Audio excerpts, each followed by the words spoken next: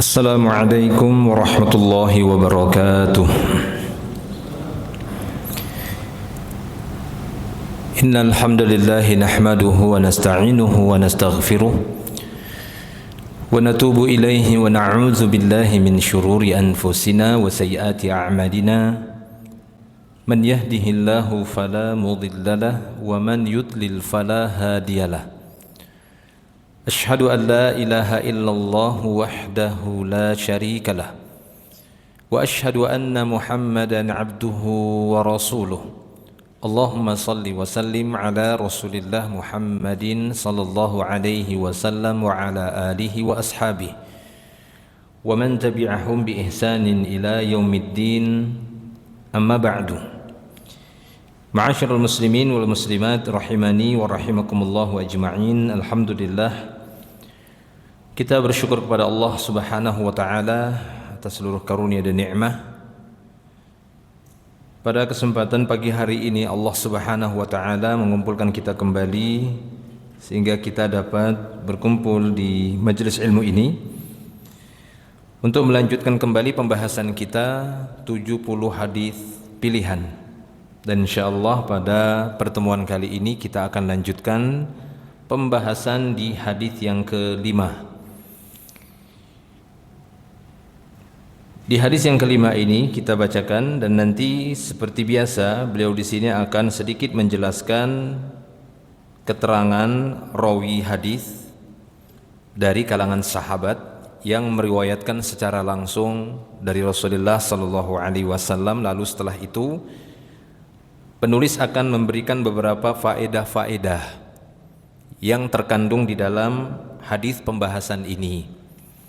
Dan sekiranya nanti ada faedah-faedah lain yang kita ketahui, maka akan kita sampaikan dan akan kita bahas secara ringkas.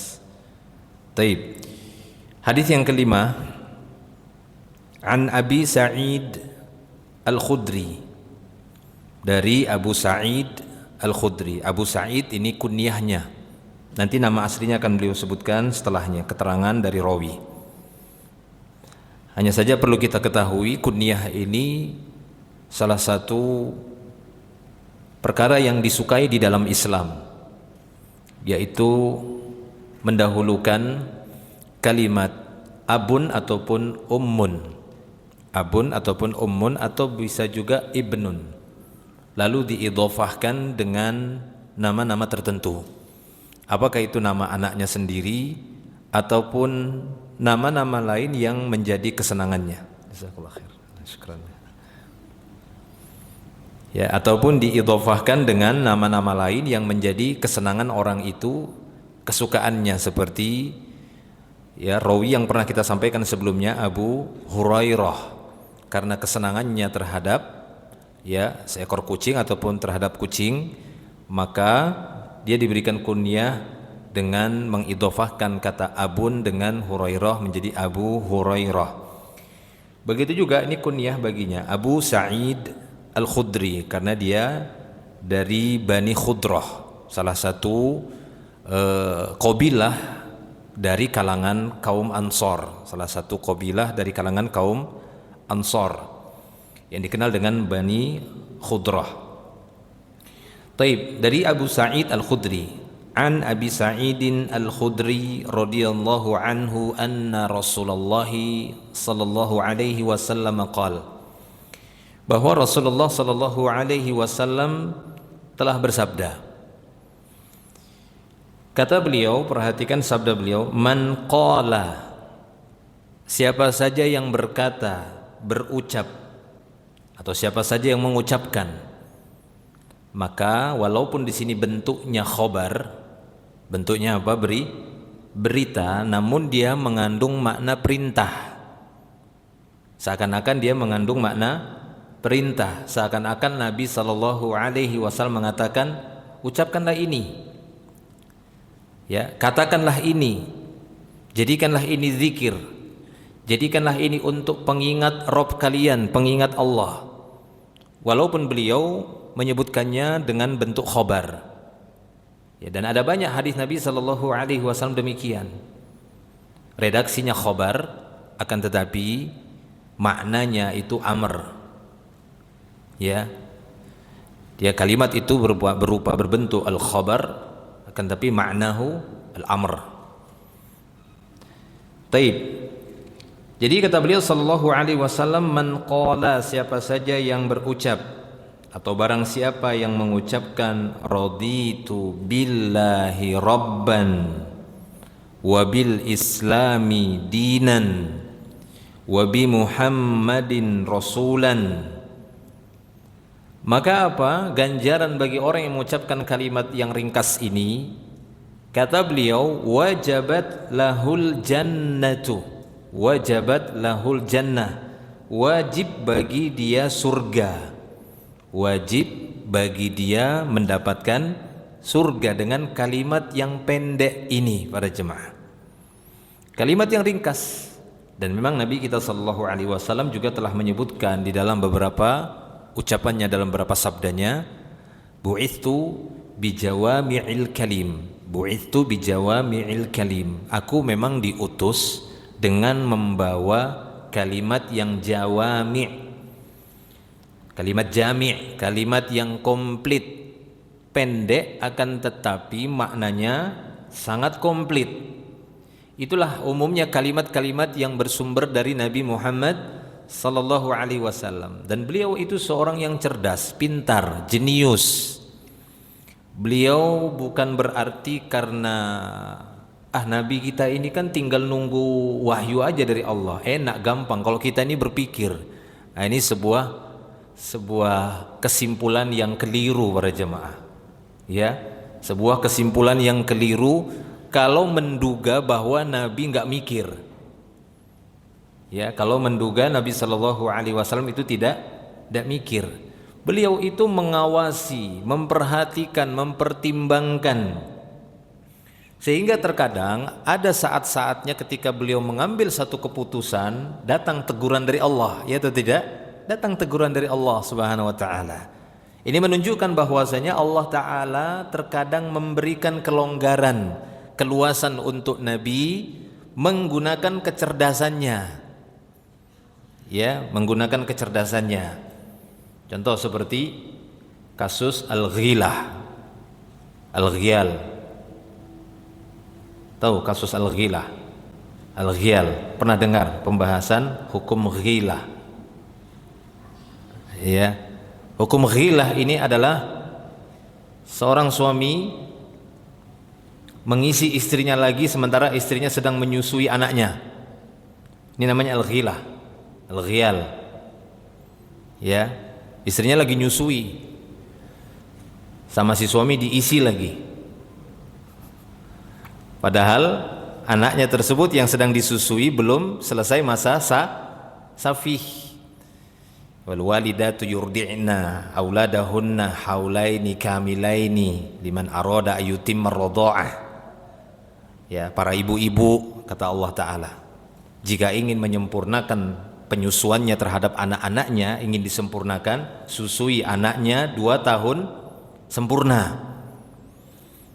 Ya, si bapak si suami udah ngisi belum selesai, ini namanya ghilah. Dulu beliau ingin sekali mencegah perbuatan ghilah ini, dilarang bapak-bapak para suami untuk ngisi istrinya sementara istrinya sedang menyusui anaknya. Ya, tapi sebelum beliau melarangnya, beliau melakukan penelitian. Siapa yang diteliti oleh beliau?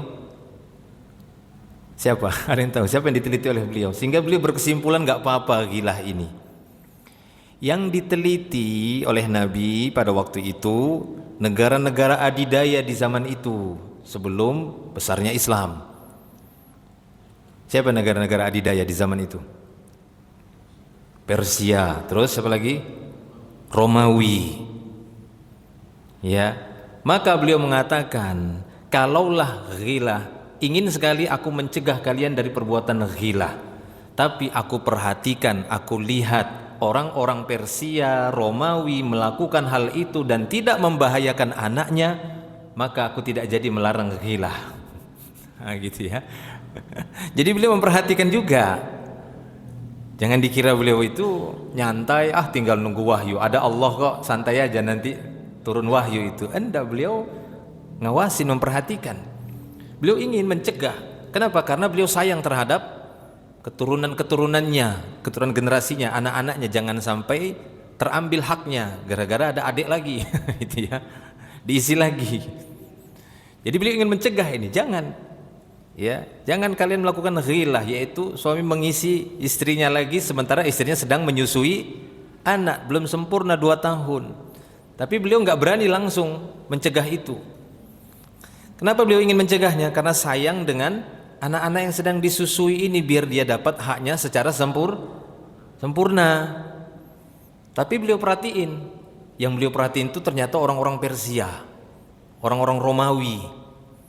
Mereka juga melakukan ini. Baru 2 bulan disusui, 3 bulan, 4 bulan diisi lagi misalnya kan. 4 bulan, 6 bulan diisi lagi.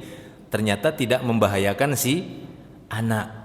Dari sini kita bisa mengambil kesimpulan, beliau itu bukan orang yang nggak mau mikir. Beliau itu pemikir, cerdas. Beliau perhatiin. Ya, dan beliau ingin melarang sesuatu tidak terburu-buru, diteliti dulu sama beliau, teliti. Sehingga beliau mengambil kesimpulan bahwa nggak apa-apa ghilah, boleh, walaupun belum sempurna disusui 2 tahun anak tadi, boleh si wanita tadi, si istri yang sedang menyusui diisi lagi, hamil lagi. Nah itu ya para jemaah Allah Subhanahu wa taala. Jadi beliau sallallahu alaihi wasallam seorang yang diutus oleh Allah taala dengan memiliki kemampuan menyusun kalimat pendek tapi komplit, jawami'ul kalim. Itu keutamaan beliau, sehingga beliau mampu mencari kalimat yang itu pendek. Kita lihat hadis-hadis Nabi itu hampir rata-rata nggak panjang dalam kalimat-kalimat nasihatnya seperti ini. Siapa yang mengucapkan raditu billahi rabba wa bil islami dinan wa bi muhammadin rasulan, ya niscaya dia akan masuk surga. Ya ini kan redaksi dari Nabi, tapi maknanya Allah yang mewahyukan melalui Jibril. Mungkin ya ini perkiraan. Allah Ta'ala memerintahkan kepada malaikatnya Jibril alaihissalam untuk mengatakan, wahai Jibril, sampaikan kepada Muhammad bahwa ya orang-orang yang mengikrarkan dia ridho kepada Allah, ridho pada Islam, ridho kepada Nabi Muhammad, kujanjikan masuk surga. Lalu Nabilah yang menyusun redaksinya. Itulah dia hadis itu redaksinya dari Nabi, maknanya dari Allah Ta'ala langsung. Beda dengan Al-Quran. Kalau Al-Quran maka maknanya bahkan redaksinya, susunan kalimatnya langsung dari Allah dan tidak boleh dirubah redaksinya itu. Nah gitu dia. Taib ya. Maka kembali kepada hadis ini. Pada hadis ini yang diriwayatkan oleh Abu Sa'id Al-Khudri mengandung makna seakan-akan Nabi memerintahkan, walaupun perintahnya bukan wajib, karena tidak ada yang menunjukkan kewajibannya. Informasinya datang juga dalam bentuk khobar, tapi seakan-akan Nabi mengatakan, ucapkanlah kalimat ini, niscaya kalian akan mendapatkan surga. Kan begitu ya, seakan-akan ini kan demikian maknanya. Man qala raditu billahi rabban wa bil islami dinan wa bi muhammadin rasulan wajabat lahul jannah, kata Nabi. Siapa yang mengucapkan kalimat tadi, wajib bagi dia mendapatkan surga. Kalimat pendek, kalimat ringkas, sederhana, tapi mampu memasukkan seorang ke dalam surga dengan sebab kalimat ini.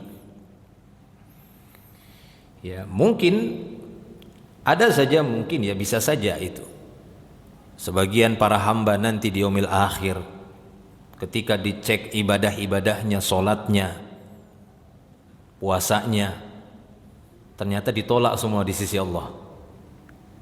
Memungkinkan nggak begitu? Ada si hamba begitu? Ya mungkin saja ada seperti itu.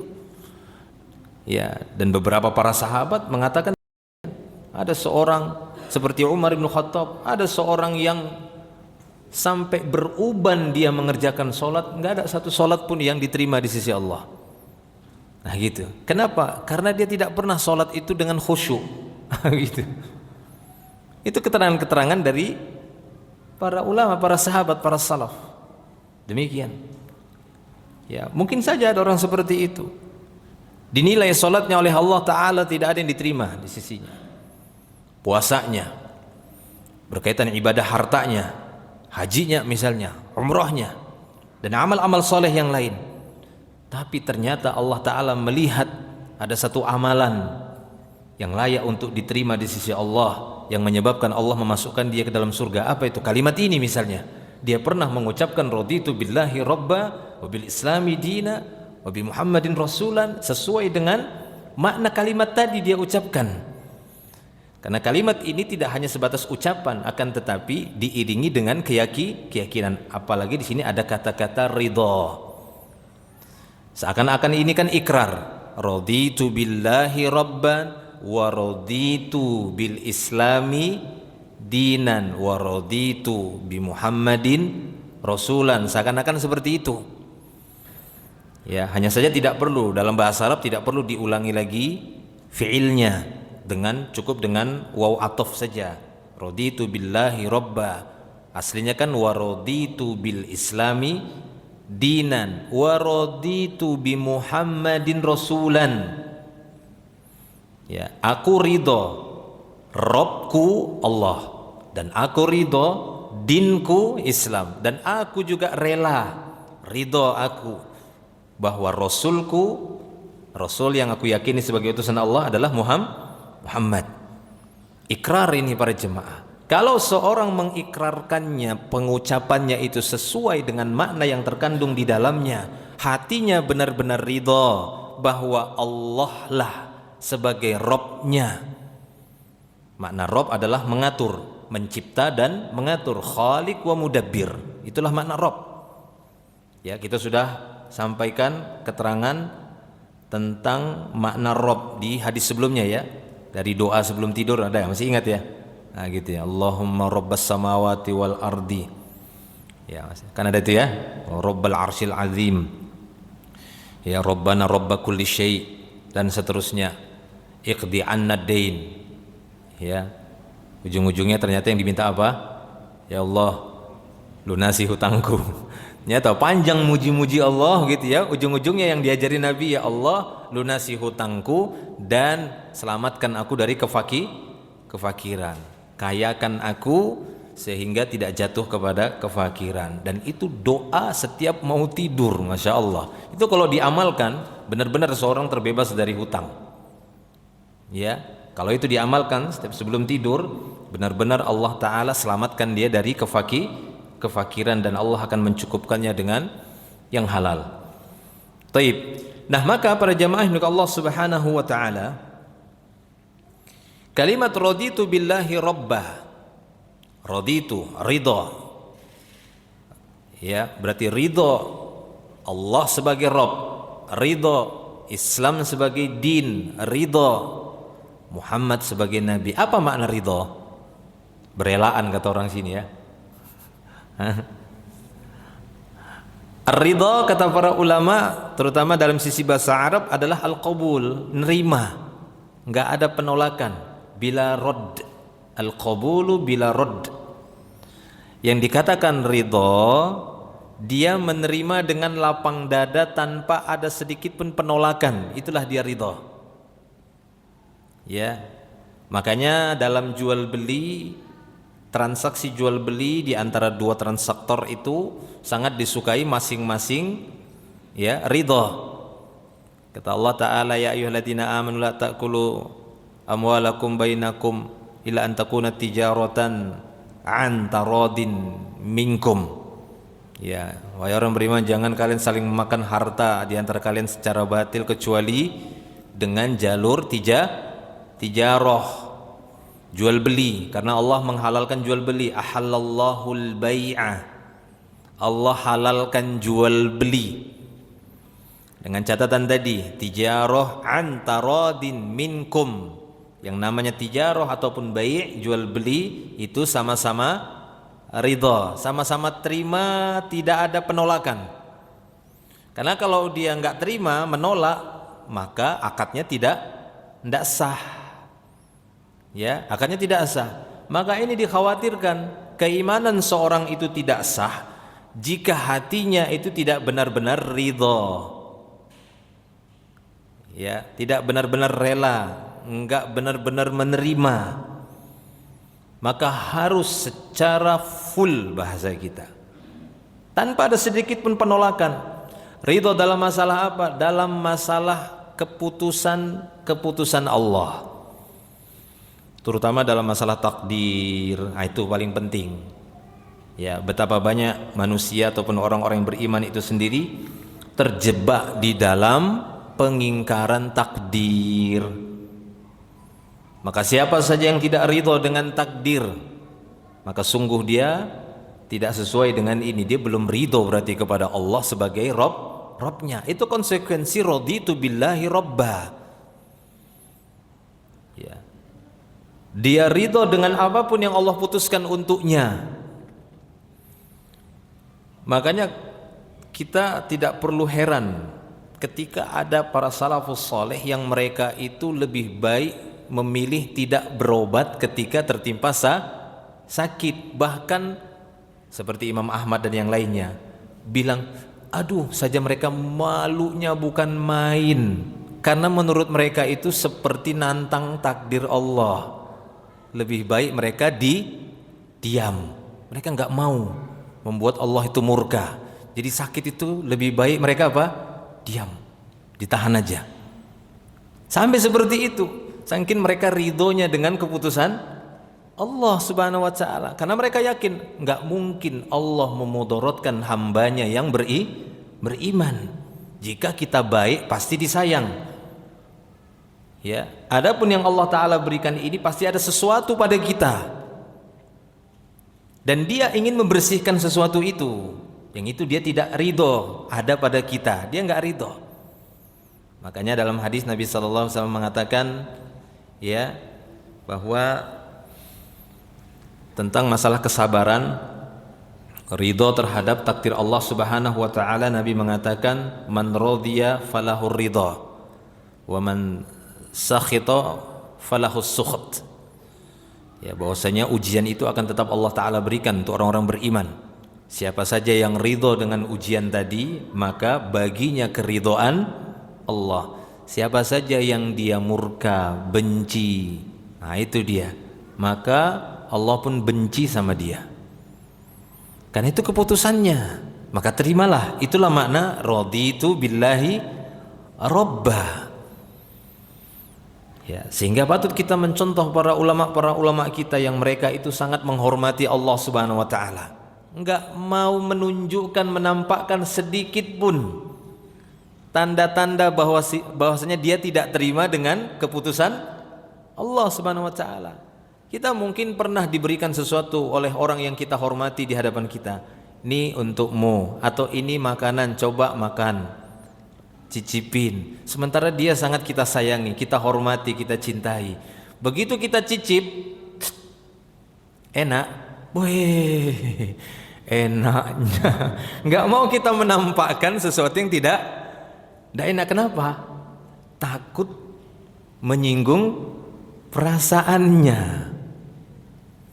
Paling sering itu bapak suami, ya kan, dimasakin sama istrinya, ya kan, kasih masak gitu kan.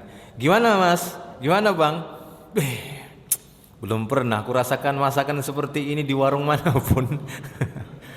Kata istrinya, memang, karena kalau itu dijual di warung gak laku.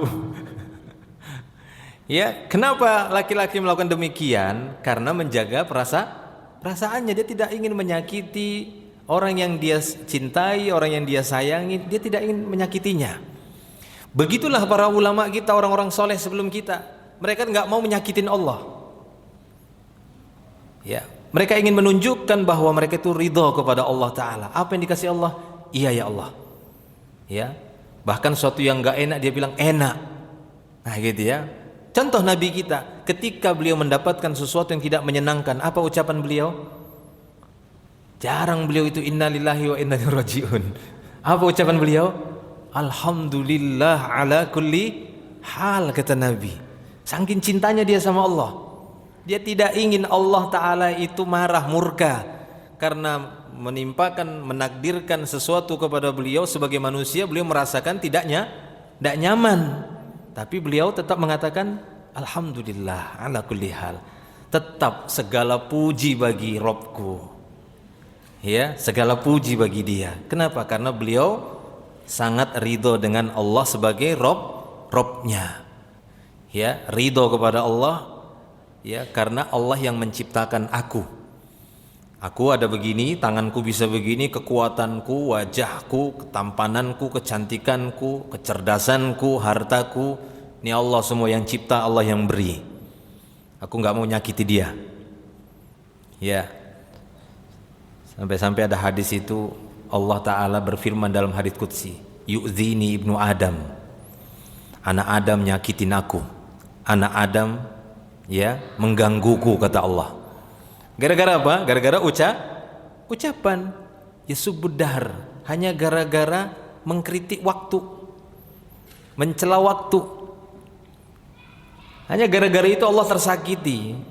Allah, seorang hamba yang dia ridho kepada Allah sebagai Robnya, maka dia akan jaga lisannya jangan sampai menyakiti penciptanya. Ya, kita saja mungkin kalau mencintai seseorang, kita berusaha untuk menjaga perasaannya agar tidak tersakiti, sehingga ucapan kita jaga pada kedua orang tua kita misalnya, pada orang yang kita senangi, pada orang yang kita hormati, pada orang yang banyak berjasa kepada kita berbicara itu benar-benar kita jaga. Kenapa? Karena kita tidak ingin menyakiti perasaannya, nggak ingin menyakiti dia. Nah, Allah lebih layak mendapatkan itu dari hambanya. Karena Allah Ta'ala tidak hanya memberikan kepada kita ini sekali dua kali, tapi tiap detik Dia berikan berbagai macam kenikmatan. Baik itu berupa udara, kita bisa bernafas. Mahalnya oksigen di rumah sakit tuh ya kan, kita gratis masih. Kenapa? Kesehatan Allah berikan kepada kita tiap hari. Dia jaga kita sehat, Dia jaga makanan kita, Dia berikan kepada kita rezeki, Dia mudahkan kita mendapatkan harta. Dengan harta itu kita bisa ya memfasilitasi segala kebutuhan-kebutuhan kita dan seterusnya. Maka raditu billahi robba, maknanya itu ya benar-benar kita terima tanpa ada penolakan apapun yang Allah Ta'ala putuskan kepada kita. Itulah dia ridho. Makanya tadi Nabi mengatakan, siapa saja yang ridho dengan ujian Allah, Allah pun ridho dengan dia. Kalau Allah Ta'ala sudah ridho, ya semua orang bisa saja mengatakan aku ridho kepada Allah. Tapi masalahnya, apakah Allah Ta'ala juga ridho kepada kita? Nah, begitu ya. Nah, makanya kita harus usaha. Allah Subhanahu wa Ta'ala menyebutkan di dalam surat Al-Bayyinah di akhir-akhir, radhiyallahu anhum wa radu'an. Timbal balik, Allah ridho kepada mereka, mereka juga manusia itu ridho kepada Allah. Ada sebagian ulama tafsir mengatakan ayat ini yang dimaksud adalah para sahabat. Allah itu ridho sama para sahabat karena akhlak mereka, akidah mereka, tauhid mereka, kekuatan agama mereka, keimanan mereka itu sangat kuat. Ya, sangat kuat. Sampai-sampai kita tidak pernah mendengar di antara mereka itu yang tanya-tanya gimana sih istawanya Allah itu di atas ars. Tidak pernah mereka tanya-tanya itu sama Nabi. Belakangan repot, ribut nanyain itu. Kenapa mereka tidak? Karena mereka punya kaedah beragama namanya as-sam'u wa ta'ah. Sami'na wa ta'na. Kami dengar, udah taatin aja. Ngapain repot mikirin gimana istawanya Allah? Padahal memungkinkan mereka untuk bertanya kepada Rasulullah. Rasulullah SAW menceritakan tentang sifat-sifat Allah. Allah itu begini, Allah itu begini. Terima mereka, qabul, ridho. Kalau memang itu datangnya dari Allah, kita terima. Itulah keutamaan mereka. Makanya Allah Ta'ala mengatakan radhiyallahu anhum wa radu anhu, yakni anillah. Allah ridho kepada mereka, mereka juga membuktikan bahwa mereka ridho terhadap Allah. Apapun yang datang dari Allah mereka terima pokoknya. Mau takdirnya, mau beritanya, mau informasinya, jika itu datangnya dari Allah, dari Rasulullah, kami akan terima, nggak ada penolakan sedikit pun, nggak ada ngoreksi-ngoreksi datang. Itu apa maksudnya itu ya Rasulullah? Itu nggak masuk akal ya Rasulullah. Nggak ada mereka berkomentar kepada Nabi, padahal memungkinkan mereka menanyakan hal itu. Jangan dikira mereka itu nggak mikir juga. Tadi sudah kita contohkan bagaimana Nabi berpikir dan meneliti. Ternyata hampir-hampir beliau melarang perbuatan ghilah, ya, ghial, tapi nggak jadi, ya, karena beliau melihat ternyata nggak membahayakan anak ternyata. Nah itu ya, dan banyak bukti yang lain bahwasanya beliau juga berusaha, berpikir. Nah para sahabat juga, para jemaah, ya, para sahabat juga. Taib ya. Jadi kata Allah Ta'ala tadi di akhir-akhir surah Al-Bayyinah, kita lanjutkan tadi, radhiyallahu anhum wa radu'an. Apa lanjutannya? Dzalika liman khasyiya rabbahu. Yang demikian itu kata Allah, liman, untuk siapa? Bagi orang yang khasyah terhadap Rabbnya. Apa makna khasyah? Takut. Ah itu dia. Ya. Jadi kalau seorang hamba itu Allah berikan dia juga ridho kepada si hamba, ketika si hamba ini ridhonya kepada Allah Ta'ala karena didasari saking takutnya dia juga kepada Allah. Nah itu dia. Ya, itulah ridho yang bermanfaat. Ya, keridhoan seorang hamba, hatinya itu ridho dengan Allah, tidaklah itu terbentuk di dalam jiwa seorang hamba, di dalam hatinya, melainkan karena dia memiliki rasa khosyah, rasa takut. Dan rasa takut khosyah ini adalah rasa takut yang didasari ilmu. Kenapa? Karena Allah Ta'ala mengatakan di dalam ayat yang lain, innama yakhsyallaha min ibadihi al-ulama. Di antara hamba-hamba Allah yang paling khosyah, yang paling takut kepada Allah adalah ahlul ilmi. Nah maka dari itu al-khosyah, rasa takut kepada Allah ini adalah rasa takut yang terbentuk dikarenakan dia mengetahui ilmunya. Dia baca Quran, baca hadis, terbentuk khosyahnya, rasa takutnya kepada Allah. Nah orang-orang seperti ini Allah Ta'ala akan ridho, ya, dan orang yang seperti ini juga akan ridho kepada Allah. Kenapa? Karena dia memiliki pengetahuan tentang Allah, memiliki rasa takut kepada Allah. Akhirnya dia pun ridho kepada keputusan-keputusan Allah, ridho terhadap pembagian-pembagian Allah. Karena Allah Ta'ala yang paling berhak untuk membagi rizki, ya, kepada semua hamba-hambanya. Apabila para hamba itu tidak ridho dengan pembagian Allah, nah ini namanya tidak ridho, ini namanya mengingkari, menolak, ya, melawan kepada Allah. Nah ini tidak boleh. Kita harus ridho dengan pembagian Allah. Kita harus yakini apa yang Allah Ta'ala bagi sampai hari ini yang ada di tangan kita, maka itu adalah pembagian Allah yang terbaik untuk kita. Ya, hari ini saldonya sekian-sekian, itulah pembagian Allah yang terbaik untuk kita. Itu namanya ridho. Kalau dalam hati seorang hamba masih ada rasa nggak terima, masih merasa kok kecil betul, yang lain itu dia tunjukin orang-orang itu segini, itu gede, ini gini, kok aku kecil gini. Ya, ada rasa tidak terima dia dengan pembagian Allah. Nah ini kufur namanya. Makanya Nabi SAW mengajarin kita supaya kita nggak kufur nikmat. Apa kata Nabi? Unzuru ila man asfala minkum wala tanzuru ila man fawqakum fa innahu ajdaru alla tazdaru ni'matallahi alaikum. Kata Nabi SAW, lihatlah orang yang di bawah kalian ekonominya. Jangan kalian lihat orang-orang yang ekonominya itu di atas kalian. Kalau terlihat beda, maksudnya jangan dilihatin terus, lihatin terus. Kenapa? Karena itu memudahkan kalian agar kalian tidak kufur nikmat. Bahaya kufur nikmat tadi itu, dapat pembagian dari Allah, Karena dia lihat sana, lihat sini, akhirnya dia merasa apa yang dibagi oleh Allah kepadanya itu kecil. Makanya Nabi mengatakan, lihat yang di bawah kalian, jangan yang di atas. Tatkala seorang hamba yang dia lihat di bawahnya, ekonominya di bawah dari dia, maka dia pun akan bersyukur, ya Allah, alhamdulillah, aku bisa makan sehari sekali. Ternyata di sana ada yang dapat makanan 2 hari baru dapat sekali makanan, kadang 3 hari baru dapat sekali makanan. Kelaparan mereka, ya, sehingga dia apa? Bersyukur, alhamdulillah.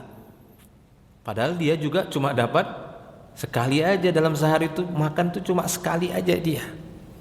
Apalagi yang bisa makan 3 kali sehari, apalagi yang stok makanannya itu bisa sampai 1 bulan di kulkas, di freezer, ya. Maka jangan lihat yang di atas, kata Nabi, lihat yang di bawah kalian, supaya kalian itu tidak kufur dengan nikmat Allah, supaya ridho dengan pembagian Allah.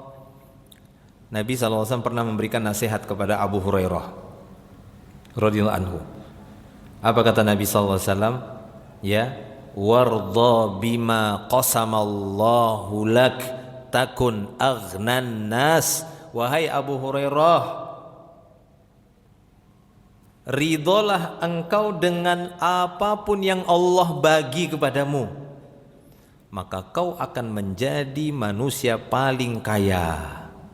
Makanya Abu Hurairah sebagai salah seorang sahabat yang ahlus suffah, ya kan, santai aja beliau, padahal beliau ahlus suffah, yang mana ya nafkah beliau itu sangat bersandar dengan sumbangan dari Masjid Nabawi waktu itu.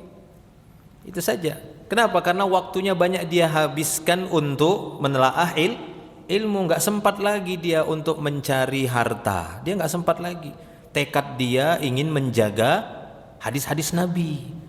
Sehingga Nabi mewasiatkan kepada Abu Hurairah agar dia mengerjakan witir sebelum tidur, karena dia banyak menggunakan malamnya itu untuk menghafal hadis, sehingga dia nggak sempat banyak sholat malamnya. Kata Nabi, witir aja, sebelum kau tidur witir. Itu nasihat Nabi, wasiat Nabi kepada dia. Ya, maka beda-beda orang, tergantung tekad baiknya, kan begitu. Ya, ada memang orang-orang yang bisa sholat malam itu panjang, berakaat, banyak rakaatnya. Tapi Abu Hurairah nggak bisa, karena dia memang ada targetnya, ada cita-citanya, banyak menghafal hadis. Malamnya itu dia gunakan untuk mengulang-ulang hadis, menghafal hadis tadi, apa yang dia dapati di waktu siang, karena dia ngekor Nabi terus, ngikuti Nabi terus. Malamnya dia ulang, dia hafal, dan dia nggak sempat untuk mencari nafkah. Akhirnya dia hanya bersandar dengan apa yang didapat di masjid Ahlus Suffah. Ya, kalau sekiranya dia kerja, dia akan dapat harta lebih banyak. Ya kan? Dia akan dapat harta lebih banyak. Bukan nggak bisa kerja dia, karena dia orang yang rajin. Terbukti dia rajin untuk mengulang-ulang hadis. Dia orang yang rajin. Tapi dia lebih memilih waktunya untuk menjaga hadis. Sehingga Nabi mengatakan, kamu harus ridho wahai Abu Hurairah dengan apa yang Allah bagi. Maka dia pun ridho. Apapun yang dia dapat hari itu, mungkin hanya sepotong roti, udah ridho dia itu saja. Mungkin hanya beberapa butir kurma dan air, udah. Dia nggak pernah ngeluh, ya, nggak pernah ngeluh dia. Lapar, tolong lapar, dah ada. Dan rata-rata para sahabat hampir tidak ada yang demikian. Ya, itu para jamaah milik Allah Subhanahu Wa Taala. Itu makna raditu billahi robba. Ini harus kita fahami makna raditu billahi robba. Setidaknya dua tadi, kita ridho dengan takdir, karena ini merupakan tugas orang-orang beriman yang saya rasa itu cukup berat. Makanya ketika Nabi ditanya oleh Jibril masalah iman, Nabi mengucapkan antu'mina sekali aja di awal, kau beriman kepada Allah, malaikat, kitab, rasul, hari akhir. Tapi saat menyebutkan takdir, Nabi mengulangi lagi kata iman, wa tu'mina bil qadari khairihi wa syarrihi. Seakan-akan beliau menekankan, kau harus betul-betul beriman dengan takdir, yang baiknya kau rasa ataupun buruknya kau rasa, itu harus kau imani. Maksudnya apa makna iman? terima, ridho, qabul tadi. Bila rudud, tanpa ada kita tolak, tanpa ada kita bantah, kita cela atau yang semisal itu, udah terima aja, diam. Sebagaimana orang ketika dikasih berapa aja mau. Ada nggak orang begitu? Ada, saya aja pernah merasakan begitu. Ya, berapa maunya? Terserah Pak. Ya, enggak juga enggak apa-apa. Ini kan orang yang sangat ridho. Enggak juga enggak apa-apa, berarti dia ridho sudah, enggak dikasih juga enggak apa-apa. Ya, ini sama seperti seorang hamba. Ya Allah, kalau sekiranya enggak kamu kasih hari ini rezeki, enggak apa-apa ya Allah. Begitu. Tapi kalau kau kasih juga, alhamdulillah. Nah, ketika dia enggak dikasih misalnya hari itu, udah dia ridho, enggak ada marah sama Allah, enggak ada dia kecewa, itulah dia ridho dengan takdir. Ya. Tapi tetap bukan dengan meninggalkan ikhtiar, bukan itu yang kita maksud. Ya, itu namanya kelompok-kelompok menyimpang kan gitu ya. Ada orang kan kelompok Jabariyah, Qadariyah. Ini kan dua kelompok yang bermasalah dalam masalah iman kepada takdir. Kalau Jabariyah mereka mengatakan kehidupan kita ini dipaksa. Nah, ini kan menuduh Allah dengan tuduhan yang jahat. Masa kehidupan kita dipaksa? Ya, terbukti kita bisa milih atau tidak? Bisa kita milih. Kita bisa milih air putih, ya, dan kita bisa milih kopi. Kan gitu ya. Nggak ada dipaksa gitu. Aduh, gerak saya harus kopi gitu kan. Aduh, mohon maaf jamaah, ini gerak sendiri. Saya dipaksa. Nggak ada seperti itu. Ya, ketika kita ingin nyebrang jalan, ya, tolong aku terpaksa ini gerak sendiri badanku. Nggak ada. Kita milih, lihat kanan, lihat kiri, kapan nyebrangnya. Nggak ada. Maka sesatlah kelompok Jabariyah dalam masalah takdir. Beda lagi dengan Qadariyah. Benar-benar dia tolak takdir. Allah tidak tahu apa yang terjadi kecuali setelah kita berbuat. Wah, ini juga ya jahat kepada Allah Subhanahu wa taala, nggak beriman kepada Allah. Ya. Jadi menurut mereka, menurut keyakinan mereka, Allah itu tidak tahu kecuali setelah kita berbuat. Setelah kita menggerakkan tangan ke kanan, baru Allah tahu. Sebelum itu Allah nggak tahu mau kemana kita gerakkan tangan kita. Ini jahat terhadap Allah. Ya. Maka dari itu perkara ridho terhadap Allah sebagai Rabb, kita tegaskan tadi yang paling utama adalah bagaimana kita ridho dengan takdir. Kemudian juga yang paling sering kita lihat bermasalah, ridho dengan pembagian rizki dari Allah Ta'ala. Ridho kita. Ya. Dan tadi untuk menjaga keridhoan ini, Nabi kasih solusi. Jangan terlalu sering melihat yang di atas kita ekonominya. Sering-sering lihat yang di bawah kita, para jemaah. Sering-sering lihat. Saya pernah menyampaikan nasihat ini juga ya sebelumnya. Apalagi sekarang kan media sosial ya. Apa aja dalam sebuah alat kecil ini, semua seluruh dunia itu masuk di dalam ini, ditayangkan semua di sini, gambarnya bukan gambar lagi, videonya gitu. Ya, seluruh belahan dunia dari negara yang paling kaya mungkin sama negara yang paling miskin ada di sini. Nah, pilih, tinggal kita pintar-pintar saja. Sering-sering lihat negara yang miskin, yang lebih miskin, yang lebih parah dari Indonesia. Kalau yang kita lihat di atas, maka selalu kita mencela Indonesia. Ini nah, apa Indonesia ini? Konoha. Ya, nggak ada rasa syukur kita, makanya nggak selesai-selesai. Iman kita itu nggak selesai-selesai. Turun terus lama-kelamaan. Gara-gara apa? Kata orang, gara-gara setan gepeng. Kata orang setan gepeng kan begitu ya.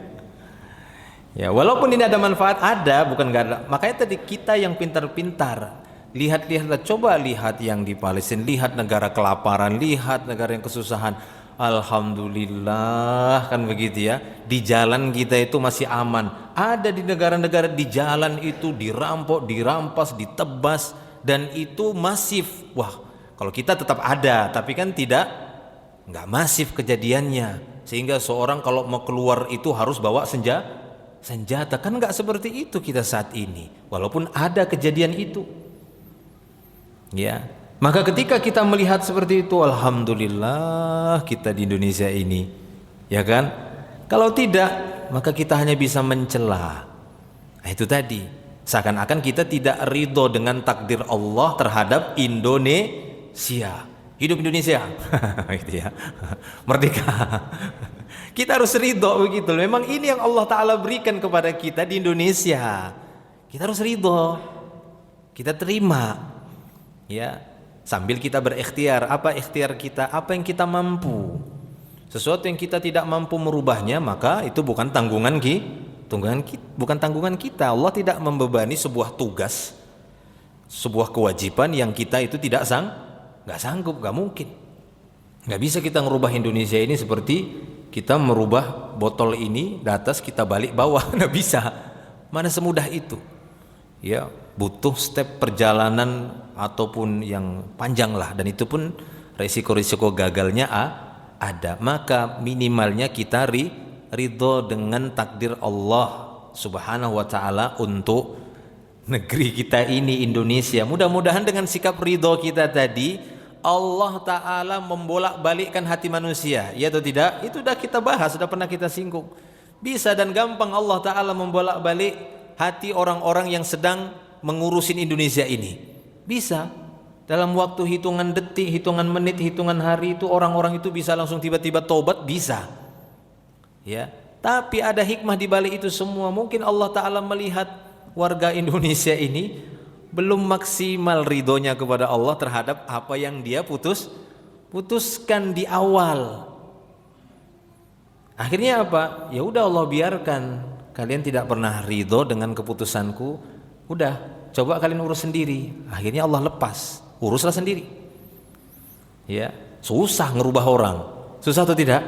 Susah lah ngerubah orang itu. Gimana ngerubah orang itu? Berat. Yang ada hanyalah pertentangan. Tapi kalau Allah yang rubah, siapa yang bisa menghalanginya? Ya, sebagaimana dulu musuh-musuh Nabi yang sangat keras memusuhi Nabi, ingin bunuh Nabi, Allah rubah hatinya jadi orang yang paling mencintai Nabi. Ya, sehingga mereka menjadi pahlawan-pahlawan Islam setelah itu. Ya, siapa yang merubah hati mereka? Allah. Bukan Nabi Muhammad SAW. Nabi Muhammad tidak punya kuasa untuk itu. Nggak bisa Nabi. Kalau sekiranya Nabi bisa merubah hati orang dengan seenaknya, dengan sesukanya, maka yang paling pertama beliau rubah hatinya untuk beriman adalah paman yang sangat beliau cintai, yang telah mengasuhnya dari kecil. Siapa itu? Abu Thalib, pamannya. Ya, sampai-sampai menjelang wafatnya saat sakratul mautnya, dia mengatakan ammi qul la ilaha illallah. Ditalkin sama Nabi, pamanku, ayolah ucapkan la ilaha illallah. Ada Abu Jahal, atarghabu an millati Abdul Muttalib, kau akan tinggalkan agama Abdul Muttalib, agama nenek moyangmu? Enggak jadi akhirnya. Ya, enggak bisa Nabi SAW merubah hatinya Abu Thalib pamannya. Enggak bisa para jemaah. Siapa yang bisa merubah hati manusia? Allah. Ya, mudah-mudahan dengan keridhaan dari umat Islam Indonesia, mereka ridho dengan kondisi yang ada saat ini, mereka hadapi saja, mereka manfaatkan apa yang mampu mereka manfaatkan.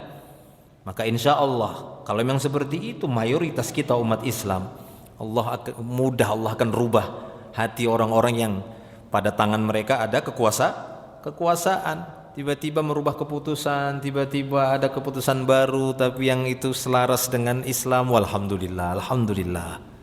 Ya, taib, mudah-mudahan seperti itu. Ya, jadi raditu billahi rabba, dan ini tidak ada bedanya juga dengan wabil islami dinan. Kita ridho Islam ini sebagai agama kita, maksudnya istislam. Makna Islam itu apa? Istislam, tunduk dengan semua syariatnya. Muhammadin rasulan, raditu bi Muhammadin, ya, raditu bi Muhammadin rasulan. Aku ridho Muhammad sebagai rasulku. Maksudnya apa? Segala sesuatu yang diperintah Nabi ataupun yang dilarangnya kita taati, sampai dia mengatakan jangan kalian buang air besar, buang air kecil menghadap kiblat atau membelakanginya. Kita taati atau tidak? Kita taati, padahal itu hanya perkara buang hajat, buang kotoran. Nabi mengatakan la tastaqbilul qiblah wa la tastadbiruha bi ghaitin aw baulin. Jangan kalian mengarahkan badan kalian ke arah kiblat atau membelakangi kiblat saat buang air besar, buang air kecil, kata Nabi. Kita taati. Salman Al-Farisi pernah didatangi oleh seorang laki-laki. Ya, lalu dia tanya, betul Nabi kalian itu mengajari kalian segala sesuatu? Betul. Sampai buang kotoran pun diajari. Sampai meludah pun kita diajari. Ya atau tidak? Ya atau tidak? Ya, sampai meludah saja kita diajari agar tidak menghadap ke arah kiblat, terutama di dalam solat. Di luar solat ada khilaf di kalangan para ulama. Sebagian mengatakan tetap di luar solat pun kalau mampu jangan meludah ke arah kiblat untuk penghormatan. Walaupun sebagian mengatakan larangan itu hanya khusus pada waktu solat, karena waktu itu ya namanya awal-awal baru datang Islam. Sahabat-sahabat itu namanya juga baru lepas dari masa jahiliyah. Kalau sholat itu khakbuh ke arah kiblat, khaktuh. Makanya Nabi mengatakan, siapa yang ingin pahala kebaikan maka hendaknya dia mengerik kerak-kerak dahak di dinding kiblat masjid. Ya, jadi dulu itu di dinding kiblatnya Masjid Nabawi itu ada kerak-kerak dahak. Karena sahabat itu ngeludah ke depan. Ya, tapi itu kan awal-awalnya sebelum datang larangan dari Nabi SAW. Setelah itu tidak dibolehkan. Kata Nabi, kalau kalian ingin meludah, maka meludahlah di bawah kaki kiri kalian, lalu kuburkan pakai tanah, karena kan lantainya waktu itu pasir. Kalaupun itu kurang mampu, nggak mampu, maka lakukan ini. Nabi mengambil ujung pakaiannya lalu diludahkan ke situ. Di ujung pakaiannya. Ya, kalau kita sekarang kan ya alhamdulillah bisa semisal apa? Mindil ya, sapu tangan ataupun tisu jika kita memang terserang flu seperti itu, sehingga kita bisa ketika sholat tidak membuangnya di lantai. Kita kan karpet semua kan, nggak mungkin kan. Kata apa di dalam hadis Rasulullah, buang di bawah kaki kalian. Wah, kita pakai karpet tebal gini buang sini. Waduh, ini kerjaan petugas kebersihan masjid.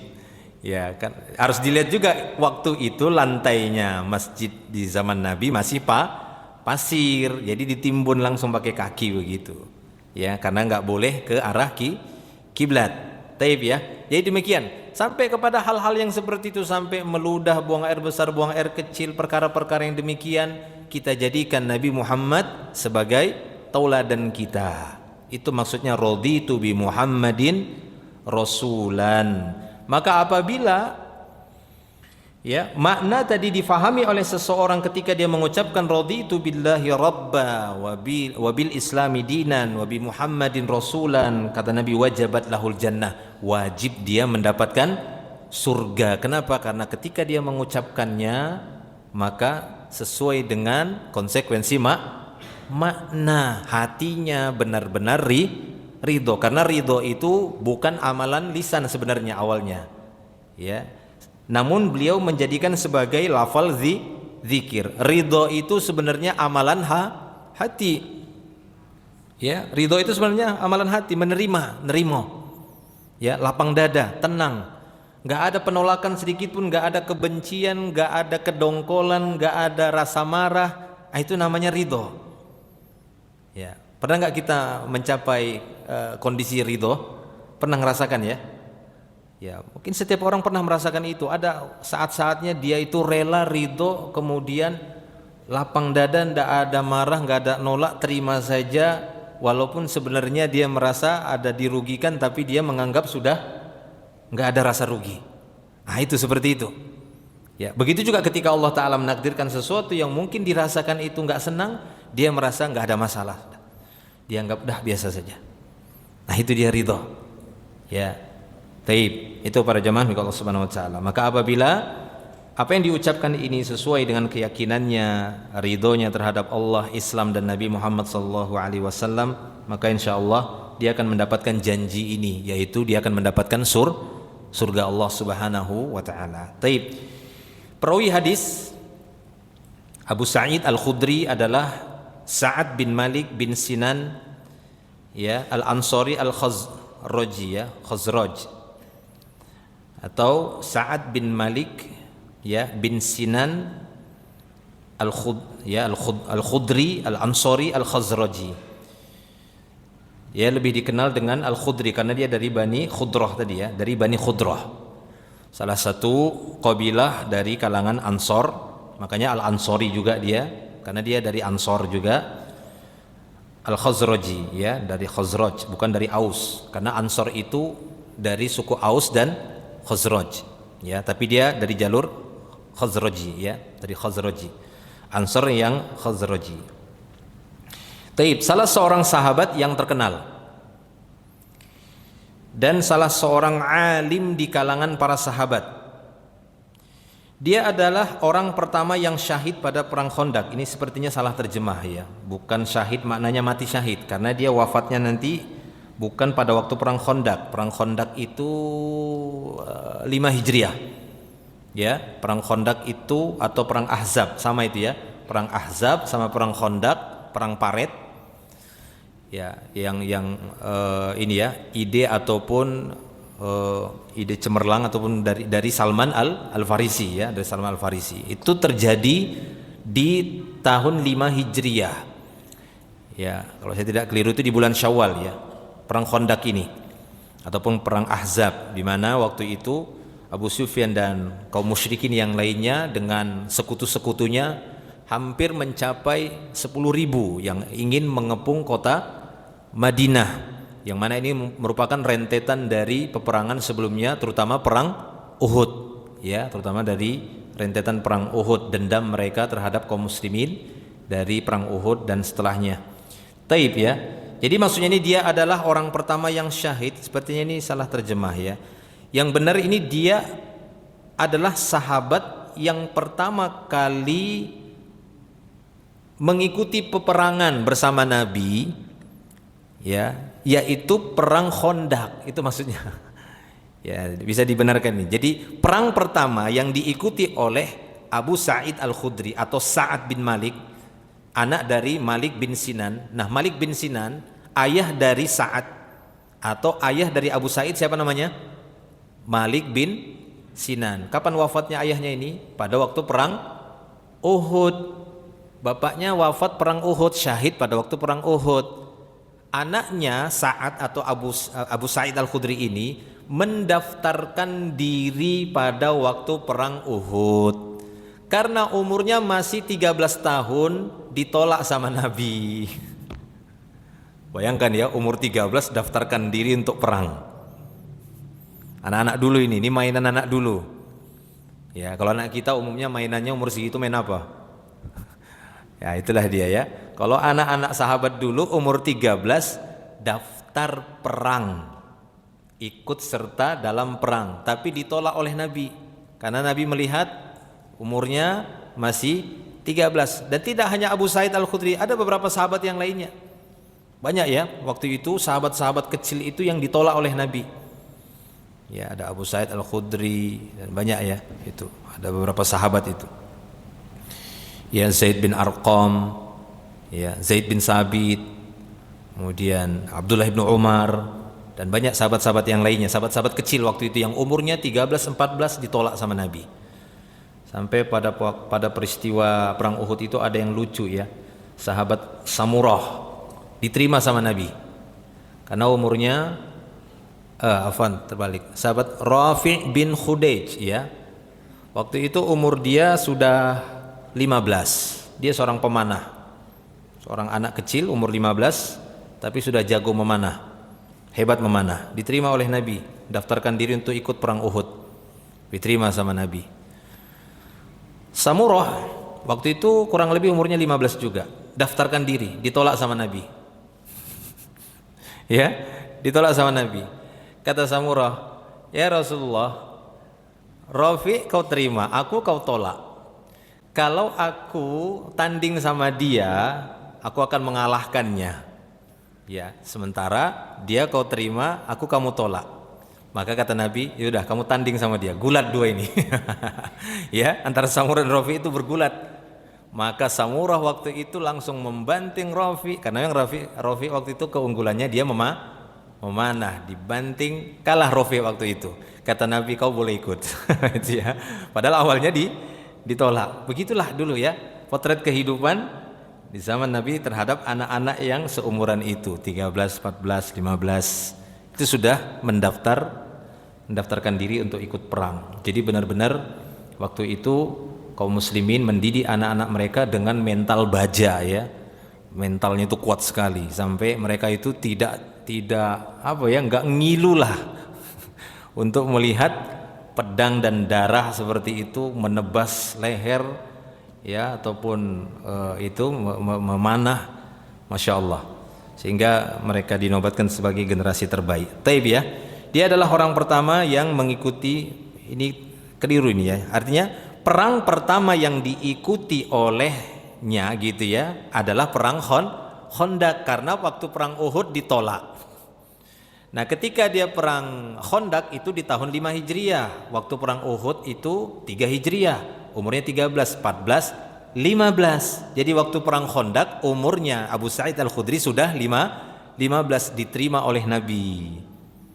Makanya banyak para ulama mengatakan bahwasanya anak-anak itu diukur baligh ketika dia belum ada mimpi, belum juga tumbuh bulu di sekitar kemaluan, belum juga haid misalnya anak perempuan. Nah gitu ya, maka bisa dilihat dari umur. Apabila dia sudah 15 maka dia baligh, walaupun belum pernah mimpi, belum keluar darah haid, belum tumbuh bulu kemaluan, maka dia dihitung sudah baligh umur 15. Tapi 15 hitungan bulan Komariah ya, jangan dihitung pakai Masehi. Hitungan hilal. Nah gitu ya, hitungan hilal. Maka apabila dia sudah 15 dilihat dari bulan kelahirannya. Kalau misalnya dia lahir misalnya bulan Rajab, ya di bulan Rajab juga tepat dia 15 gitu. Taib ya.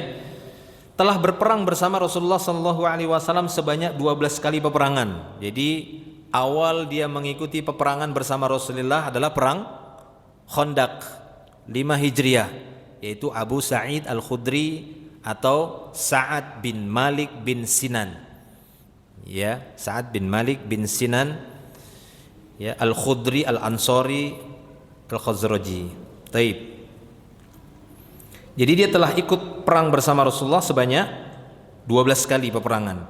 Ia memiliki riwayat dari Rasulullah sallallahu alaihi wasallam dalam kitab-kitab hadis sebanyak 1170 hadis. Selain dia tangkas di dalam berperang, ahli dalam peperangan, sahabat ini juga rajin belajar. Ya, rajin menimba ilmu dari Rasulullah, rajin duduk di majelis Rasulullah. Sampai-sampai hadis yang bersumber dari Abu Sa'id Al-Khudri yang mampu dia hafal itu cukup banyak, hampir mencapai 1170 hadis. Ya, hampir 1170 hadis. Kalau kita masih mengingat Abu Hurairah radhiyallahu anhu, ya, atau Abdurrahman bin Sakhr, berapa hadis yang dihafal dari sumber Abu Hurairah? Mencapai 5.300-an. Ya, 5.300-an. Level yang berikutnya yang cukup banyak adalah Aisyah radhiyallahu anha. Ya, setelah itu siapa? Di antaranya Abu Sa'id Al-Khudri ini. Ya, mencapai 1.100-an hadis. Ya, artinya dia menunjukkan bahwa dia tidak hanya sibuk dalam peperangan, tidak hanya sibuk di dalam berjihad, tapi dia juga semangat di dalam menimba ilmu, menghafal hadis, hadir di majelis ilmu bersama Rasulullah sallallahu alaihi wasallam. Abu Sa'id Al-Khudri radhiyallahu anhu wafat tahun 74 Hijriah. Ya. Atau Sa'ad bin Malik bin Sinan wafat di tahun 74 Hijriah. Lama. Ya, lama setelah wafatnya Nabi. Hampir ya 64-an tahun setelah wafatnya Nabi baru dia wafat. Dan dia wafat di kota Madinah pada usia 86 tahun. Ada pula riwayat yang mengatakan selain itu dan dia dimakamkan di pekuburan Baqi'. Taib. Kata beliau di sini beberapa faedah hadis. Hadis ini memberikan anjuran untuk selalu mengucapkan raditu billahi rabba wa bil islami dina wa bi Muhammadin rasulan. Seperti yang kita sebutkan tadi ya. Jadi seakan-akan ada anjuran, ada perintah, walaupun dia khobar tapi dia mengandung makna amr. Nah, gitu ya, mengandung makna amr.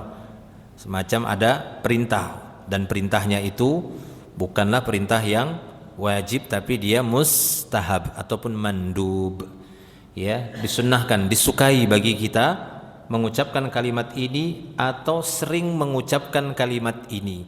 Karena Nabi SAW ketika mengatakan man qala, siapa saja yang mengucapkan, dan Nabi tidak mengaitkan dengan jumlah, tidak mengaitkan dengan waktu tertentu, tidak juga mengaitkan dengan tempat tertentu, maka dibiarkan dengan kemutlakannya. Silahkan mau diulangin berapa kali, di tempat manapun dan kapan waktunya, bebas. Jelas ya? Bebas. Yang penting bukan di tempat-tempat yang terlarang. Seperti lagi buang air besar, buang air kecil di toilet, ya, di kloset. Nah, ini enggak adab namanya. Bukan hanya kalimat ini, semua kalimat Allah tidak boleh. Ya, karena ini enggak menghormati. Nabi kita SAW saja enggan untuk menjawab salam ketika beliau sedang berwudu, belum selesai. Ya, kata Nabi, aku tidak suka menyebut nama Allah kecuali dalam kondisi sudah bersuci. Ini menunjukkan, ini dalil bahwa di tempat yang kita belum suci atau lagi buang air, di tempat buang air tidak dibolehkan mengucapkan kalimat-kalimat seperti itu. Ya kan begitu ya, itu kita pahami. Wudu saja beliau lagi wudu. Nabi SAW pernah berpapasan dengan rombongan sahabat. Lalu sahabat tadi mengucapkan salam, assalamualaikum. Nabi enggak langsung menjawab. Ya, akan tapi beliau mencari dinding yang terdekat dengan posisi beliau tayamum. Waalaikumsalam warahmatullahi wabarakatuh. Saking beliau itu tidak ingin menyebut nama Allah, berzikir kecuali dalam kondisi tahir, telah bersuci. Begitu Nabi kita SAW, walaupun itu tidak wajib, ya, tapi begitulah bentuk penghormatan Nabi SAW. Beliau tidak ingin mengucapkan kalimat-kalimat Allah. Ucapan salam, assalamualaikum, mana nama Allahnya di situ? Nama Allahnya yang mana? Assalamualaikum. Nama Allahnya yang mana? Assalam. Itu nama Allah. Assalam itu nama Allah. Ya, Allahumma antas salam. Ya Allah, kaulah assalam. Ya, jadi salah satu nama Allah Assalam.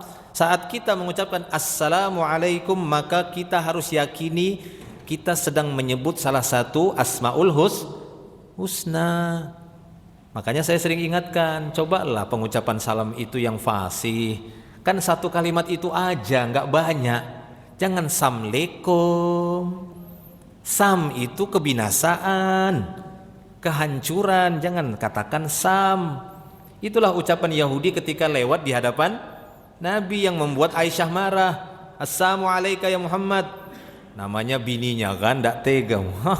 Kamu bilangi laki ikut kebinasaan buatmu ya Muhammad.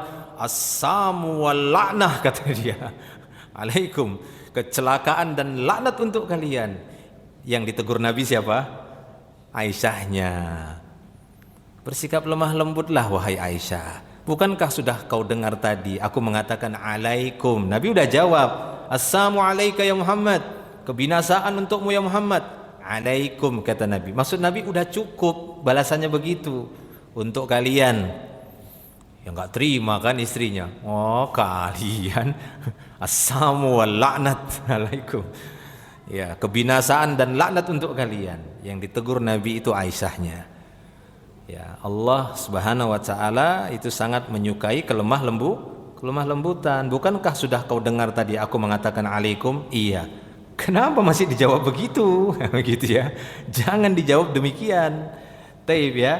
Itu para jemaah milik Allah Subhanahu wa taala. Ya, artinya ya ucapan zikir memang itu yang lebih utama dalam kondisi kita sudah bersuci, berwudu, itu utama, afdal. Demikian bisa kita pakai dalil. Mungkin ada sebagian bertanya, mana dalilnya Nabi melarang mengucapkan kalimat-kalimat Allah di dalam toilet?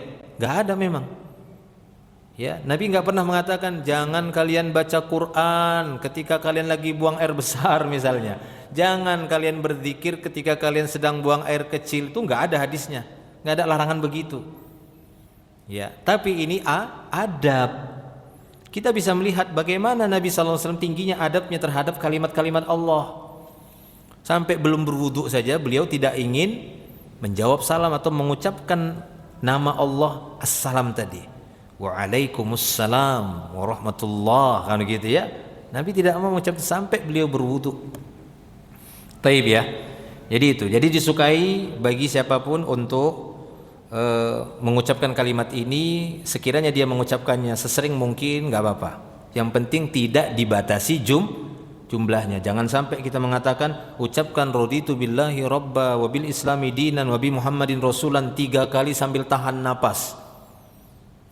Ya kan?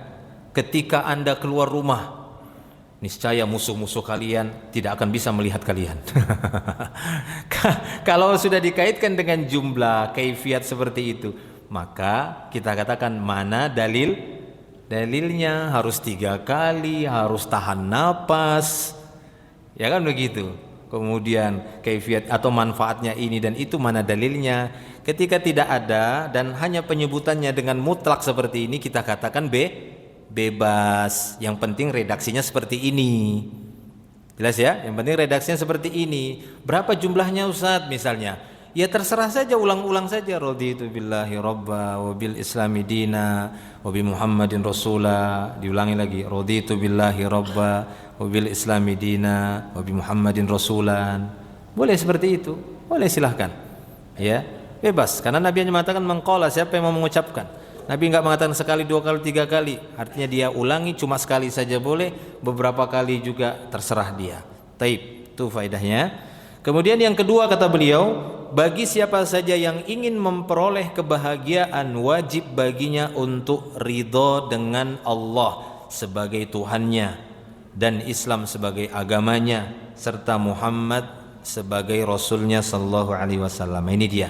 Jadi siapa yang ingin bahagia, ya, siapa yang ingin berbahagia maka hendaknya dia ridho dengan Allah. Tadi sudah kita jelaskan, minimalnya kita bisa lurus keridhoannya terhadap takdir atau terhadap rizki Allah yang dia bagi. Ya, kita ridho dan tidak ada sedikit pun, secuil pun kemudian kita menggerutu ataupun rasa kok segini ya, enggak, gembira, senang. Kita tadi sudah sebutkan bagaimana ulama-ulama kita sebelumnya, sampai Imam Ahmad, beliau itu tidak suka dan membenci melihat orang sakit kemudian mengatakan aduh, marah dia. Kau aduh, mengatakan aduh, nah begitu ya, nggak suka mereka itu, karena seakan-akan dia tidak terima dengan takdir. Walaupun sebagian ulama mengatakan nggak apa-apa selama itu hanya ungkapan rasa sakit, yang penting dia tetap menjaga hati, ya gitu ya. Tapi itulah bagaimana mereka sangat beradab dengan Allah Subhanahu wa taala. Taib.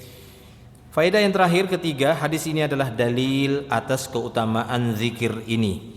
Karena zikir ini mengandung penetapan tauhid Allah dan tawakal kepadanya. Jadi ketika seorang ridho terhadap takdir, berarti apa? Dia pasrah. Orang yang pasrah kepada Allah, dia serahkan semua keputusannya, hasilnya, inilah yang dinamakan tawakal. Nabi mencontohkan tawakal bagaimana? Dicontohkan seekor burung yang pagi hari dalam keadaan kosong, dia hanya terbang, pulang dia dapati perutnya sudah kenyang, sudah besar. Nah begitulah tawakal. Ya, dia serahkan semua hasilnya hanya kepada Allah, dan Allah Ta'ala tidak mungkin menyia-nyiakan hambanya. Yang penting bagi si hamba adalah menerima apa yang telah dibagi olehnya. Taib. Jadi ini ya keutamaan zikir ini, karena zikir ini mengandung penetapan tauhidullah, tawakal kepadanya, dan kepatuhan terhadap pengajaran agamanya yaitu Islam. Ya, jadi yang terkandung dalam ini hendaknya kita patuh terhadap syariat Islam. Ya, Nabi Ibrahim saking patuhnya dia kepada Allah, disuruh nyembelih anaknya, apa yang dia lakukan? Mau, dia setuju, tunduk, dia patuh sama Allah. Ya, dia tanya anaknya, ya bunayya inni ara fil manam anni asbahuk fandur madza tara. Anakku sayang, aku mimpi, dan mimpinya para nabi adalah wahyu, bukan mimpi kita. Kalau mimpi kita disuruh nyembelih anak, jangan mau. Ya, aku diperintahkan nyembelihmu wahai anakku. Apa menurutmu, pendapatmu bagaimana? Apa kata si anak juga, karena dua-duanya adalah nabi, utusan Allah. Ya abati, if'al ma tu'mar, satajiduni insyaallah ya minas sabirin. Ya, wahai ayahku sayang, kerjakan apa yang diperintah. Nah, itulah dia. Jadi dua-duanya saling mendukung ketaatan. Padahal kalau kita mau berpikir, Nabi Ibrahim alaihissalam adalah seorang yang dikenal jago berdebat. Hebat Nabi Ibrahim kalau berdebat. Namrud aja terdiam di debat. Kaumnya saja penyembah berhala nggak bisa melawan perdebatan dengan Nabi Ibrahim. Bahkan malaikat sekalipun didebat sama Nabi Ibrahim. Tahu kisahnya kan? Ketika dia mendebat malaikat, hanya karena malaikat yang diutus oleh Allah ingin menimpakan siksaan kepada kaumnya Nabi Lut, ya, yang berbuat liwat. Tahu liwat ya? Lelaki mendatangi lelaki, yang belum pernah terjadi pada manusia sebelumnya. Itu terjadi di kaumnya Nabi Lut. Dan Nabi Ibrahim sezaman dengan Nabi Lut. Sezaman itu, mereka sezaman. Ya. Malaikat turun mengabarkan bahwa Allah akan menimpakan azab berat untuk kaumnya Nabi Lut. Didebat sama Nabi Ibrahim, kalau bisa jangan, kasihan. Ya, kasihan, kalau bisa kasih kesempatan. Sampai malaikat mengatakan, a'rid an hadza ya Ibrahim, a'rid an hadza. Wahai Ibrahim, sudahilah perdebatan ini. Didebat sama Nabi Ibrahim. Ya, dia kasih pandangan-pandangan, begini pandangan, tidak, ini sudah ketetapan Allah. Jadi maksud saya itu bahwa ketika Nabi Ibrahim diperintahkan nyembelih anaknya, memungkinkan enggak Ibrahim itu mendebat? Mungkin, karena dia memiliki kecerdasan. Tapi kenapa dia tidak mendebatnya? Itu dia. Ya, dia benar-benar Islam. Makanya ayat setelah yang tadi itu, inni arafil manam anni asbahuk fanzur madza taru ya abati ifal ma'tu nar satajiduni insyaallah minas sabirin. Apa ayat selanjutnya dalam surah Shafat? Falamma aslama, ya, watallahu lil jabin, ketika keduanya benar-benar telah Islam. Lihat, Allah mengatakan dua-duanya telah Islam. Apa makna Islam? Pasrah. Nabi Ibrahim sudah ridho, sudah pasrah, tawakal sudah. Nabi Ismail juga udah ya. Dia langsung tallahul jabin, langsung dia menggeletak, ya, berbaring, silahkan ayah lakukan, sembelih. Maka Allah Ta'ala mengganti dengan sembelihan yang agung. Nah, itu ya para jemaah. Jadi dalil ini menunjukkan betapa pentingnya orang-orang beriman itu benar-benar ridho, pasrah, dan tawakal hanya kepada Allah. Wallahu a'lam bishawab. Mungkin ini materi yang bisa kita sampaikan. Semoga menjadi ilmu yang bermanfaat dan menjadi nasihat bagi kita semua, sehingga kita benar-benar pasrah kepada Allah Ta'ala, mengikuti dinul Islam ini dan ittiba kepada Nabi sallallahu alaihi wasallam. Taib. Jika ada yang bertanya silahkan, mungkin kita manfaatkan sebelum kita tutup. Silahkan kalau ada yang bertanya.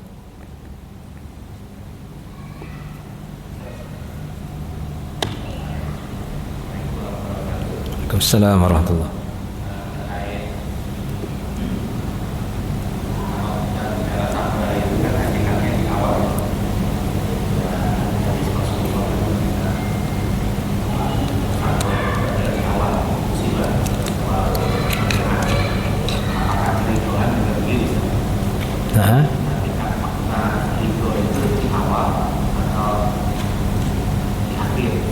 Untuk musibah.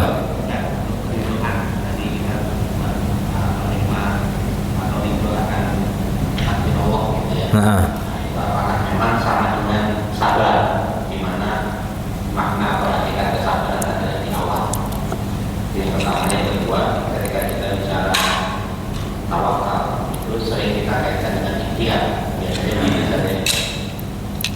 Mana yang lebih utama? Tawakal dulu baru ikhtiar, atau ikhtiar dulu baru tawakal, atau bersama keduanya? Mungkin dua pertanyaan. Wassalamualaikum warahmatullahi wabarakatuh. Waalaikumsalam warahmatullahi wabarakatuh. Taib ya. Apakah keridhaan terhadap takdir itu sama sikap kita ketika kita ridho terhadap musibah lah begitu ya, dalam hal kesabaran ya. Ya. Nah, memang para ulama mengatakan level dari sabar itu puncaknya adalah ridho. Jadi memang terkadang istilah-istilah yang datang dari Nabi ada titik temu. Kadang-kadang ada titik temu dia begitu. Ya, jadi kesabaran kalau kita nanti bahas itu dia puncaknya itu sampai kepada ridho. Nah, gitu ya. Dia puncaknya itu sampai kepada ridho. Itu puncak kesabaran, maksudnya tingginya kesabaran seseorang itu tidak lagi dikatakan dia sabar, tapi sudah sampai kepada level ridho terhadap takdir. Nah, begitu. Tapi kalau bahasan kita sebatas ridho terhadap takdir, maka ini apakah di awal, tengah, atau akhir? Maka ini semenjak kita mengetahui bahwa kita adalah mukmin, orang yang beriman, semenjak itu kita harus ridho terhadap takdir, karena takdir bagian dari rukun iman tadi yang kita sebutkan, yang ke-6-nya. Urutan ini bukan berarti dia harus dibelakangkan, bukan. Hanya saja melihat yang lebih mulia, karena kan yang lebih mulia keimanan kepada Allah. Dan takdir itu sendiri bagian dari ya sifat Allah Ta'ala, karena dia menakdirkan. Begitu juga hari akhir, nah itu kan bagian dari ketetapan di sisi Allah Subhanahu wa Ta'ala. Jadi demikian ya. Jadi ridho itu adalah konsekuensi ridho terhadap takdir ya. Ridho terhadap takdir merupakan konsekuensi iman secara umum. Tatkala seorang itu beriman dikatakan dia mukmin, maka dia harus mengimani yang 6 tadi. Dia harus jaga itu. Ya, dia harus pelihara itu dan berusaha tidak turun pada 6 tadi, dalam perkara 6 tadi. Kalau turun ya itu kelemahan iman namanya. Ya, kalau hilang kekufuran berarti murtad, keluar dari Islam. Makanya risiko tadi kelompok Jabariyah yang saya contohkan tadi ya, kelompok Qadariyah, nah ini risiko kufur, maksudnya kufur akbar, bisa keluar dari Islam. Ya, di bawah itu atau tidak sampai situ ya dia bisa kepada kufur asghar. Makanya sering dikaitkan juga dengan masalah nikmat, nah, gitu ya. La in syakartum la azidannakum wa la in kafartum inna azabi lasyadid. Kalau kufur terhadap nikmat, azabku pedih. Nah, makanya sering diingatkan agar jangan sampai kufur nikmat, karena dia akan menyeret nanti kepada kufur akbar. Dia akan nyentuh takdir. Nah, itu dia. Jadi seakan-akan dia nggak mau percaya, nggak mau lagi terima terhadap takdir. Nah, itu yang bahaya. Hanyutnya itu. Nah, gitu. Walaupun mungkin dianggap kecil perkara kufur nikmat, ya dianggap kecil, tapi lama-lama dia bisa besar, kemudian menyeret kepada takdir, penolakan terhadap takdir. Sementara takdir ini sudah merupakan sifat besarnya Allah Ta'ala, yang merupakan perkara yang sudah azali, kan begitu ya, karena Allah Ta'ala sudah menetapkan segala sesuatu sebelum dia mencipta. Nah, itu ya. Jadi kalau ridho terhadap takdir itu sejak dari awal kita dikatakan mukmin, harusnya dia sudah faham itu, sudah memang dia ridho terhadap takdir. Hanya saja perjalanan manusia terkadang terganggu ininya, keridhaan terhadap takdir. Nah, kalau tadi masalah sabar, dia kan menunggu kapan takdir syarnya, begitu ya. Begitu dia. Kapan dia dapat takdir buruknya, dia diuji kesabaran. Karena ada takdir baik atau tidak? Ada takdir baik. Nah, itu. Ya, takdir ada yang baik dan buruk dari sisi kita, bukan dari sisi Allah, karena Allah tidak tertimpa keburukan. Allah tidak boleh dinisbatkan keburukan kepadanya. Itu buruk dari sisi kita menilainya. Nah, begitu. Karena tidak ada kebaikan itu bagi kita yang mutlak baik semuanya. Tidak ada keburukan itu bagi kita yang mutlak buruk semua. Allah Ta'ala mampu menjadikan pada perkara yang baik nanti ternyata muncul perkara negatif. Bisa nggak begitu? Ada banyak begitu hal-hal yang kita anggap baik, kita senangi tapi memunculkan keburukan. Ya, betapa banyak mungkin orang-orang yang ya orang tua misalnya begitu, membeli kendaraan. Tujuannya baik dan itu nikmat, rezeki. Dia mampu beli motor untuk anak-anaknya, memudahkan transportasi anaknya ke sekolah. Si anak dipakai balapan. Kecelakaan misalnya. Akhirnya keburukan dengan sebab padahal dia baik, itu nikmat. Nah, begitu. Betapa banyak orang mungkin menganggap itu keburukan. Ya, anggaplah mungkin dia anggap buruk. Aduh, ya sesuatu gitu. Padahal dengan sesuatu tadi dia terselamatkan dari pencuri. Misalnya begitu ya. Dia tidak suka sama orang ini, atau di kampung itu nggak suka sama orang itu. Kenapa? Ya suka jahat ini, terkenal ini. Tapi nggak ada perampok yang berani masuk kampung itu gara-gara ada dia. Begitu ya. Gara-gara ada dia. Jadi Allah bisa menjadikan sesuatu yang buruk itu ternyata bisa ada hikmah kebaikan. Nah itu kalau kesabaran gitu ya. Jadi sabar itu ada kaitannya dengan takdir gitu ya. Cuma levelnya itu tadi, sabar minimalnya itu di awal ketika mendapati musibah dia harus sudah pasang kesabaran kan begitu ya dari awal. Kayak gitu. Tapi kalau tadi dia secara umum takdir, yaitu kaitannya dengan iman. Memang dari awal dia dikatakan mukmin harusnya sudah yakin dan ridho terhadap takdir itu ya. Wallahu a'lam bishawab. Kemudian berkaitan dengan ikhtiar dan tawakal. Apakah tawakal itu lebih dahulu sebelum berikhtiar, atau berikhtiar dulu baru setelah itu bertawakal, atau berbarengan? Ya, atau berbarengan. Kata Allah tabaraka wa taala, fa idza azamta fatawakkal 'ala Allah. Jika sudah bertekad kuat maka serahkan kepada Allah Subhanahu wa taala. Jadi manusia itu kan berencana. Ya, berencana, berniat terlebih dahulu. Ya, lalu dia berencana. Maka tatkala dia ingin merencanakan sesuatu yang baik tadi, nah di situ dia sudah memasang tawakal. Jadi kalau mau dibilang ikhtiar dulu ya enggak juga begitu ya. Tapi bisa jadi iya, karena bagian dari ikhtiar adalah berniat, berfikir. Ya kan begitu. Karena ayat tadi kan fa idza azamta fatawakkal 'ala Allah. Kalau udah bertekad kuat maka bertawakallah kepada Allah. Akan tetapi di sana mengatakan bahwasanya level tawakal itu ada. Dari awal dia berencana dia harus sudah bertawakal.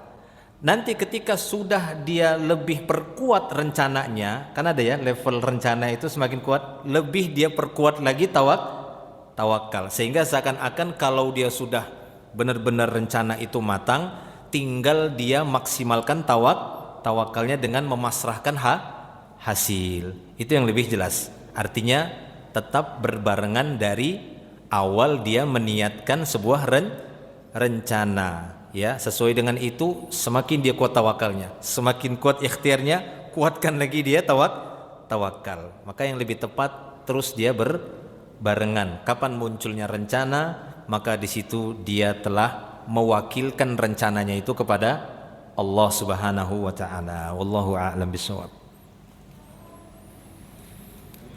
Ya, fadhal. Silakan.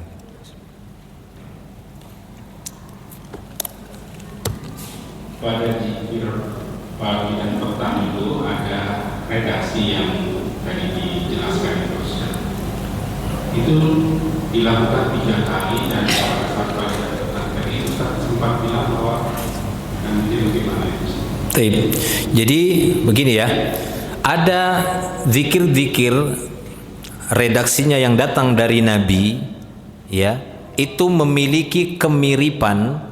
Lalu Nabi SAW membedakan waktunya dan membedakan jumlah. Maka ikutin itu. Kalau sudah ada pembedaan dari Nabi, kalau tadi kan jelas mutlaknya ya, nggak ada pembeda dari Nabi, yang penting ucap saja, berarti bebas. Kalau sudah ada pengecualian atau sedikit pengkhususan dari Nabi dengan jumlah atau waktu, maka dia zikir tersendiri. Nah gitu ya, dia zikir tersendiri walaupun redaksinya sama ya, tapi manfaatnya beda, penggunaan beda, waktu dia sudah beda.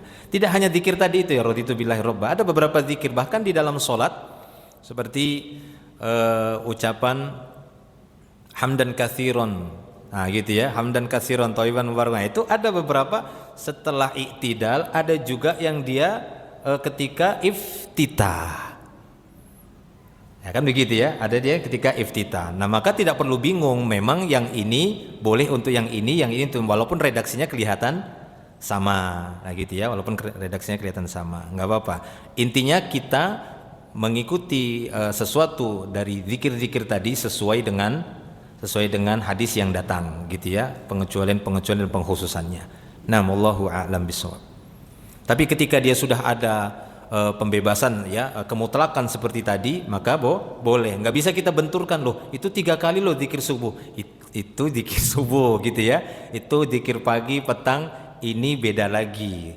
Nah, gitu. Ini sendiri walaupun redaksinya mirip ya gitu ya. Jadi tidak perlu jadi kebingungan. Taib wallahu a'lam bishawab. Anda rasa cukup ya? Ada lagi mungkin? Cukup? Insyaallah taib ya. Mungkin cukup sampai di sini. Nanti